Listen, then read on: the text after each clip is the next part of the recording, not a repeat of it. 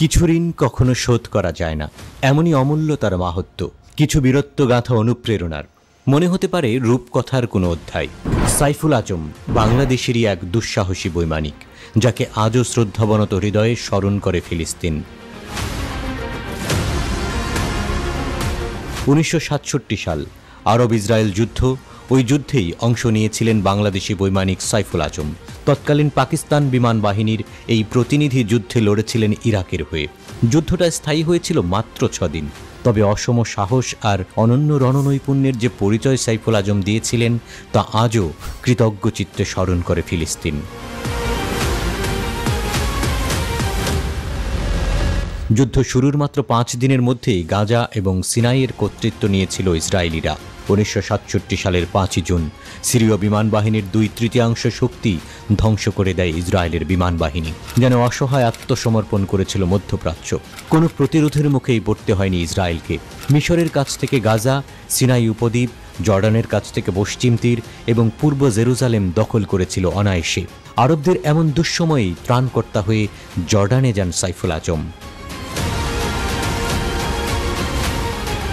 ইসরায়েলের সুপারসনিকের সামনে দাঁড়ানোর মতো কোনো বিমান সে সময় আরবদের হাতে ছিল না, তবে অদম্য সাহস নিয়ে যুদ্ধে ঝাঁপিয়ে পড়েন সাইফুল আজম। মাফরাক বিমান ঘাঁটি থেকে হকার হান্টার জঙ্গি বিমান নিয়ে উড়াল দেন তিনি। 2টি ইসরায়েলি সুপারসনিক ঘায়েল করেন সাইফুল। অব্যর্থ আঘাতে কাবু হয় একটি ইসরায়েলি সুপার মিস্টেরে। সাইফুলের হানা আরেকটি আঘাতে প্রায় অকেজো হয়ে পড়ে আরেকটি বিমান। ধোঁয়া ছাড়তে ছাড়তে কোনো মতে পালিয়ে ইসরায়েলি সীমানায় গিয়ে আছড়ে পড়ে। অকুতোভয় সাইফুলের অকল্পনীয় বীরত্বে ইসরায়েলের পুরো পরিকল্পনায় ভেস্তে গিয়েছিল সেদিন। বাঙালি এই পাইলটের কাছে ইসরায়েলি বৈমানিকদের ধরাশায়ী হওয়ার ঘটনা এখানেই শেষ হয়নি। পরদিনই ফের তার কৃতিত্ব। ইরাকের বিমান বাহিনীর কাছে চরমভাবে পরাজিত হয় ইসরায়েলের বিমান বাহিনী। 7 জুন ইরাকের H3 ও আল ওয়ালিদ ঘাঁটি রক্ষা করার দায়িত্বে থাকা ইরাকি বৈমানিক দলের অধিনায়ক হিসেবে নিযুক্ত হন সাইফুল আজম।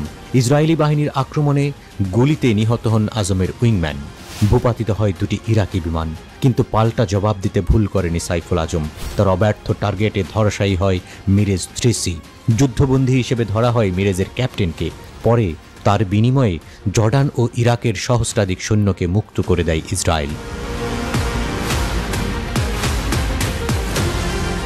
আর এইভাবেই আরব ইসরায়েল যুদ্ধের প্রথম 72 ঘণ্টার মধ্যেই সাইফুল আজম এক অনন্য রেকর্ড করেন।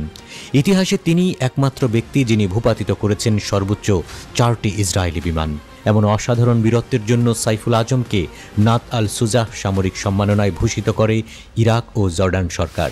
3টি ভিন্ন দেশ পাকিস্তান, জর্ডান, ইরাকের হয়ে আকাশযুদ্ধে অংশ নেয়া পৃথিবীর একমাত্র বৈমানিক ছিলেন তিনি। 2001 সালে যুক্তরাষ্ট্র বিমান বাহিনী বিশ্বের 22 জন লিভিং ইগলসের একজন হিসেবে স্বীকৃতি দিয়েছিল তাকে। সাইফুল আজমের জন্ম 1941 সালে পাবনা জেলার খাগড়বাড়িয়াতে।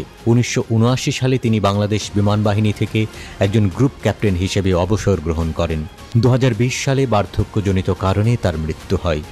সাইফুল আজমের মৃত্যুতে শোক প্রকাশ করেন ফিলিস্তিনিরা।